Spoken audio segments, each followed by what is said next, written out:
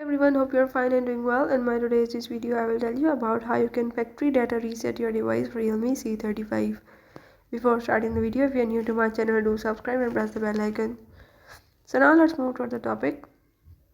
If you want to reset your device to the factory settings, you can do this by the method as I'm showing in this video.